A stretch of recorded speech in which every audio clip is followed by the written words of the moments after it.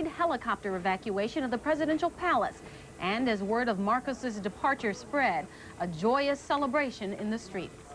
The rival inaugurations, first of Corazon Aquino and Salvador Laurel, then of Ferdinand Marcos to another 6-year term, set the final stage for the peaceful transfer of power, which took place less than 12 hours later.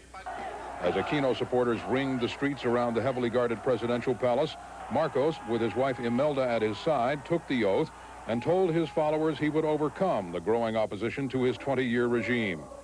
Then Marcos and his wife joined their supporters outside, but the appearance was to be their last as the first family of the Philippines. After day-long conversations and negotiations, the new government TV station confirmed that Marcos had resigned.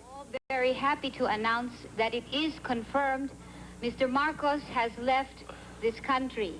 In fact, Marcos and his family had been helicoptered to the U.S.-held Clark Air Force Base outside the capital. Word of the Marcos departure triggered jubilation in the streets of Manila, but joy turned to vengeance at the presidential palace.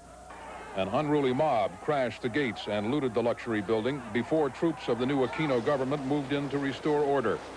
At least one Filipino died in the melee and several others were wounded. Mrs. Aquino quickly appointed rebel military leader Juan Ponce Enrile defense minister and General Fidel Ramos as chief of staff. The former chief of staff, General Fabian Ver, was reported to have left the country by private jet hours before Marcos departed the palace.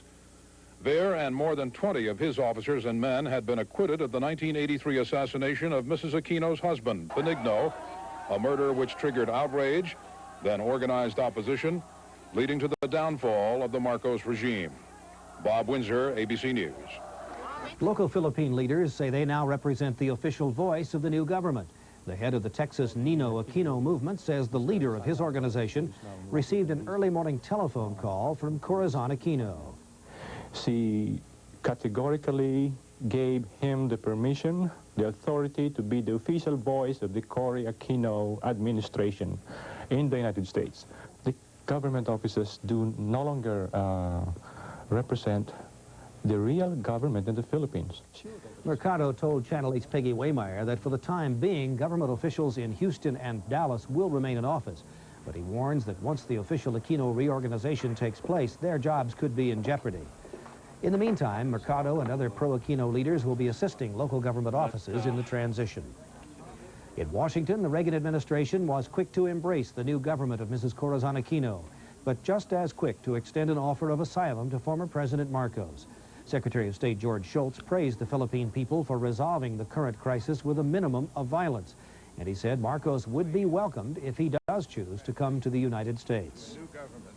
President Marcos is welcome to come to the United States, and as he continues on his life, we wish him to have a life of dignity and honor. Most members of Congress expressed a collective sigh of relief that Marcos had chosen to abdicate his office. They generally supported our government's offer of political asylum. Also in Washington today, a space engineer testified that NASA pressured him to reverse his recommendation that the Space Shuttle Challenger not be launched on January 28th due to concerns about the cold weather. Morton Theocol engineers told members of a presidential panel that NASA's usually strict safety standards seemed to relax for the fateful shuttle flight. The testimony came during today's public hearing in Washington. Fire call engineers told the commission they had argued long and loud against a launch in bitter cold temperatures. On the night before the launching, according to engineer Roger Beaujolais, the rocket company engineers were unanimous in their advice in a telephone conference with NASA. There was never one positive pro-launch statement ever made by anybody.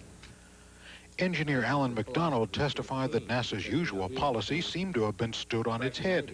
The contractor always had to get up and stand up and prove that his hardware was ready to fly. In this case, we had to prove it wasn't, and that's a big difference. And I felt I was pressured. I made the direct statement that if anything happened to this launch, told him I sure wouldn't want to be the person that had to stand in front of a board of inquiry to explain why I launched this outside of the qualification of the solid rocket motor or any shuttle system. Another engineer testified that he had recommended months earlier that the shuttle stop flying until safety seal problems were fixed. But via call, Vice President Jerry Mason testified that company managers had felt there was plenty of safety margin. He admitted, however, that there was pressure from NASA to go for a launch despite the engineers' concern. We take a lot of pride in the fact that we supported all of the launches to date, and if there was any pressure, we wanted to continue to do the job we had been doing. Commission members next will hear from NASA officials who've been accused of violating the usual space agency policy of safety first. Vic Ratner, ABC News, Washington. Meanwhile, NASA Administrator James Beggs resigned today. President Reagan will now appoint a new space agency chief. Beggs had been on leave of absence since being indicted on charges that he conspired to hide cost overruns while an official of General Dynamics.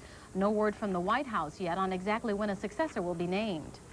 Fort Worth today joined Dallas and Arlington in adopting a policy limiting